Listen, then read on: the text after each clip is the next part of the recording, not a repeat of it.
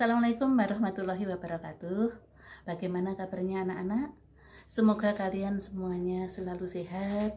Semoga kalian semuanya tetap semangat untuk belajar, meskipun harus belajar dari rumah. Kali ini kita akan belajar mata pelajaran geografi. Diawali dari pengantar geografi.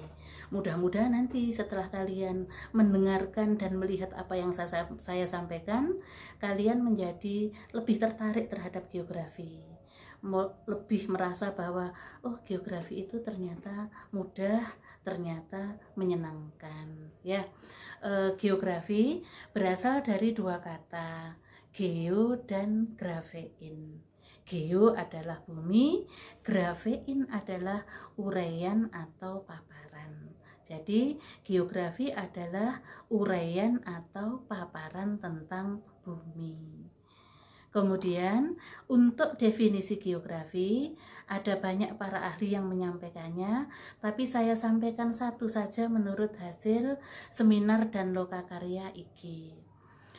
Geografi adalah ilmu yang mempelajari persamaan dan perbedaan fenomena geosfer, fenomena yang bersifat alamiah dan fenomena yang bersifat sosial, serta interaksi antara gejala sosial dan gejala alam dalam konteks keruangan, kelingkungan, dan kewilayahan. Nah, kalau kita singkat di sini nanti berarti geografi itu mempelajari fenomena geosfer. Fenomena geosfer itu terdiri dari 5 hal. Apa saja? Kalau saya menyebutnya secara cepat ya tanah, air, udara, tumbuhan, hewan, dan manusia. Nah, kelimanya tadi maka kita menggunakan istilah geografi. Tanah, semua gejala yang menyangkut tanah nanti kita mempelajari, yaitu mempelajari tentang litosfer.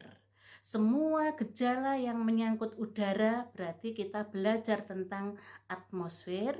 Yang menyangkut tentang air kita belajar tentang hidrosfer. Yang menyangkut tumbuhan dan hewan itu biosfer, dan manusia itu antroposfer. Nah, dalam kedudukan manusia dalam geografi ini, manusia terletak pada posisi paling tengah.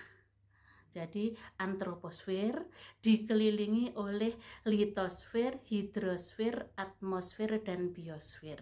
Nah, keempatnya litosfer, hidrosfer, atmosfer itu semua nanti diperuntukkan bagi manusia atau antroposfer. Nah, kemudian mungkin kalian bertanya, loh kok geografi mempelajarinya banyak sekali, tanah, air, udara, lantas bedanya apa dengan pelajaran yang lain? Bukankah biologi mempelajari juga tumbuhan hewan?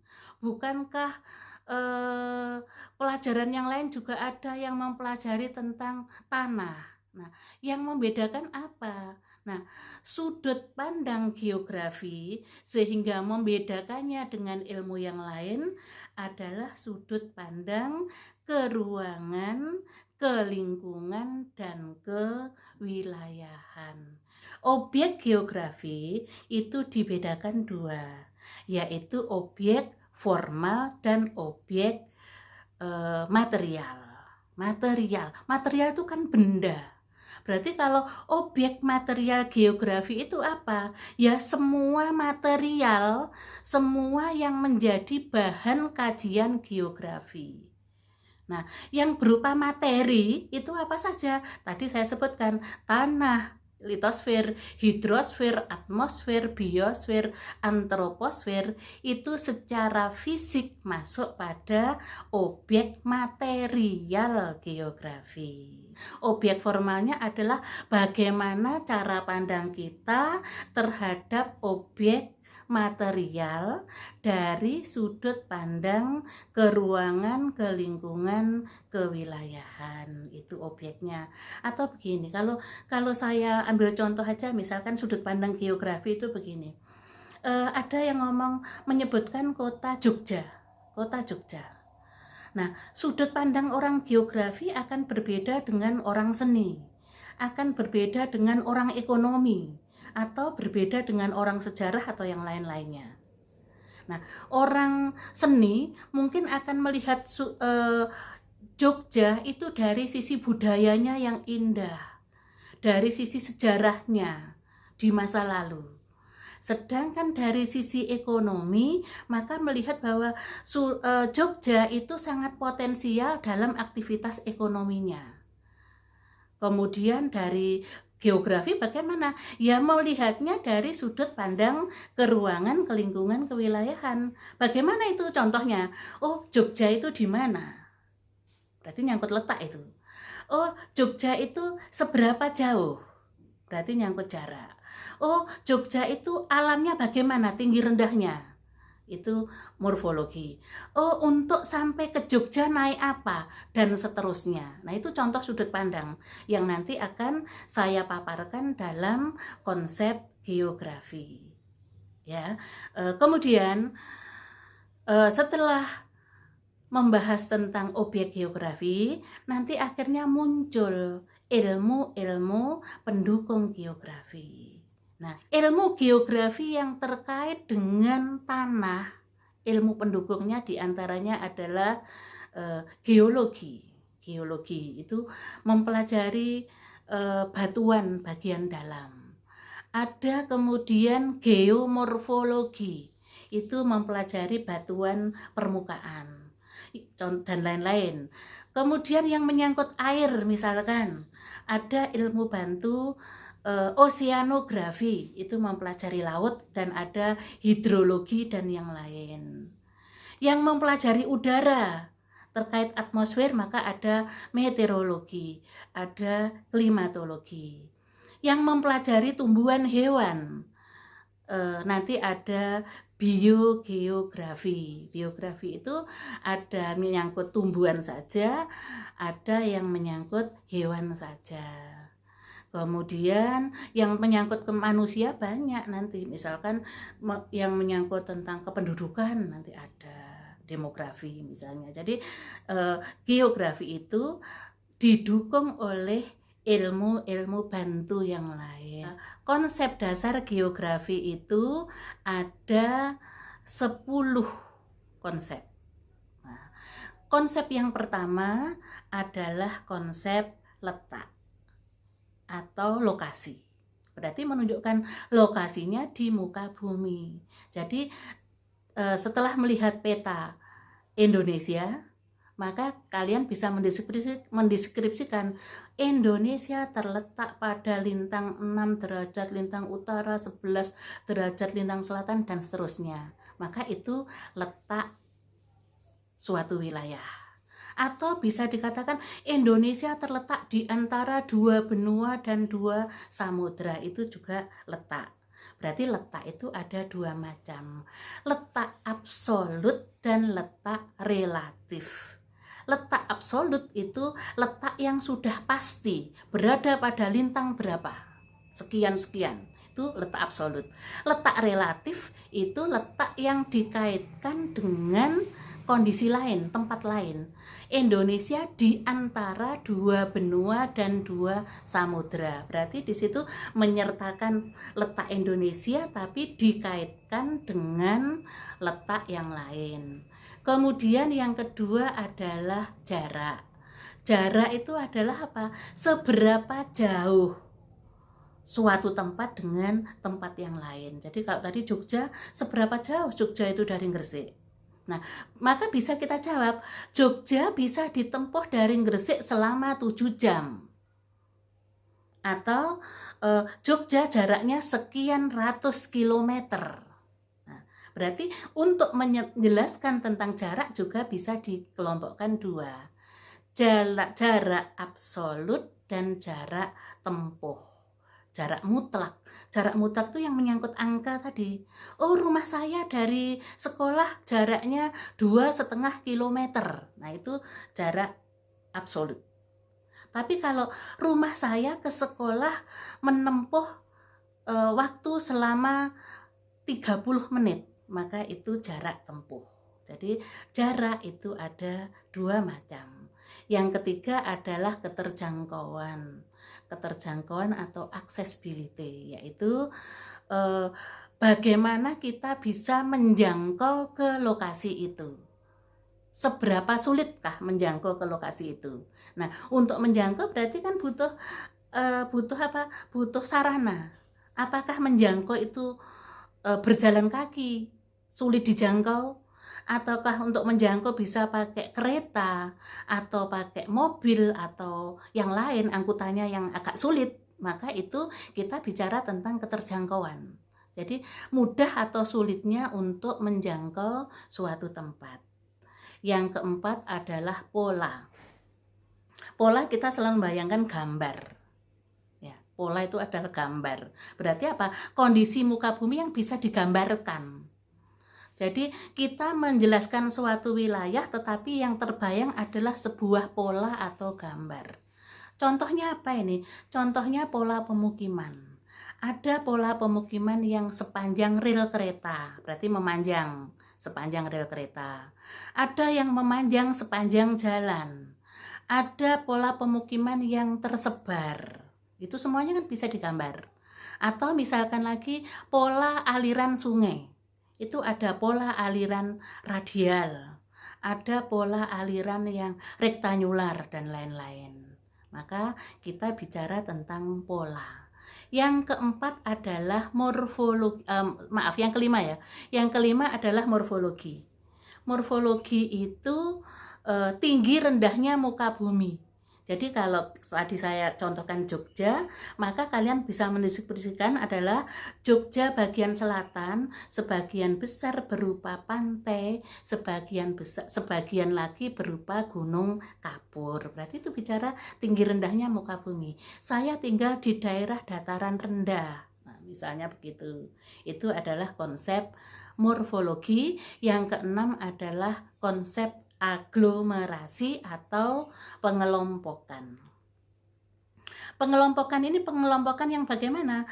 Pengelompokan berdasarkan ciri tertentu, aktivitas tertentu atau kondisi alam tertentu. Jadi misalnya gini, misalnya penduduk yang mengelompok di pemukiman sehingga muncullah yang namanya kawasan elit. Atau muncullah misalkan namanya kawasan kumuh. Atau pengelompokannya berdasarkan ciri sosial, misalkan pengelompokan penduduk karena persamaan mata pencarian yaitu petani. Atau pengelompokan karena mata pencarian yaitu di situ kebanyakan adalah TNI. Nah, itu masuk dalam aglomerasi. Yang ketujuh adalah konsep nilai kegunaan. Nilai kegunaan itu bahwa setiap wilayah itu memiliki nilai tersendiri bagi orang yang menggunakannya. Ada yang memanfaatkan, oh daerah saya di tepi pantai, maka saya bisa mengembangkannya sebagai daerah wisata. Oh daerah saya di pegunungan, maka bisa digunakan sebagai tempat peristirahatan yang bagus. Bisa dikembangkan sebagai daerah perkebunan. Maka itu menyangkut nilai kegunaan daerah itu. Kemudian yang kedelapan adalah konsep interaksi dan interdependensi. Ini menyangkut hubungan wilayah itu dengan wilayah yang lain. Hubungannya bagaimana? Suatu wilayah itu tidak akan bisa berdiri sendiri. Selalu terjadi hubungan timbal balik. Apakah itu menyangkut barang ataupun jasa. Misalkan suatu daerah berpenghasilan dari sektor pertanian, maka dia akan memasarkan hasil produksinya ke daerah lain, dan di daerah itu dia akan mengambil atau membeli produk dari industri misalkan, atau daerah pertanian mengirimkan ke tempat lain kemudian mengambil hasil ikan dari laut misalnya. Maka di situ terjadi konsep interaksi dan interdependensi. Yang kesembilan adalah diferensiasi area. Diferensiasi itu berbeda. Area itu wilayah, berarti ada pembedaan wilayah. Wilayah yang berbeda, maka akan terjadi aktivitas yang berbeda. Itu diferensiasi area.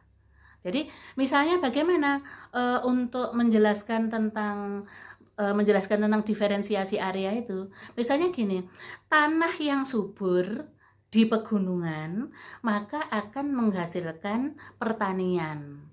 Sedangkan daerah pantai maka akan menghasilkan hasil laut, hasil perikanan.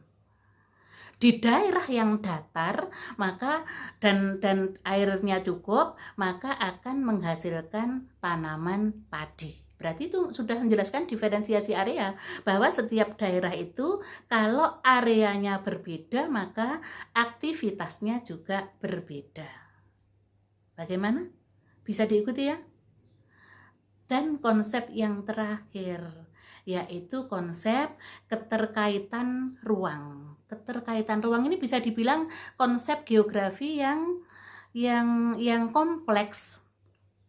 Kenapa kok yang kompleks? Karena ini menyangkut banyak konsep. Jadi suatu wilayah itu dapat berkembang karena adanya hubungan dengan wilayah lain, atau keterkaitan satu wilayah dengan wilayah lain dalam memenuhi kebutuhan sosial masyarakatnya. Ya. Jadi di situ ada hubungan, ada nilai kegunaan, ada konsep perbedaan, diferensiasi area, juga ada nilai kegunaan. Jadi setelah terkait maka akan menjadi konsep keterkaitan keruangan. Demikian anak-anakku, yang saya sampaikan tadi pengantar sebelum kalian memasuki ke materi geografi lebih lanjut. Jadi saya membahas pengertiannya, kemudian objeknya, ilmu pendukung, dan konsepnya. Nah, di sini kalian dituntut untuk berpikir sebagai seorang geograf. Jadi ya dimulai sekarang. Setiap segala satu selalu kaitkan dengan ruang. Dan kalian juga harus merubah ya. Oh, geografi itu gampang. Geografi ku gak apalan. Geografi itu adalah ilmu yang ada di sekitar kita yang bisa kita langsung terapkan di dalamnya. Saya kira itu, mudah-mudahan yang saya sampaikan tadi bermanfaat. Tetap kalian jaga kesehatan. Tetap meskipun belajar dari rumah tetapi tetap semangat. Ya, saya akhiri. Wassalamualaikum warahmatullahi wabarakatuh.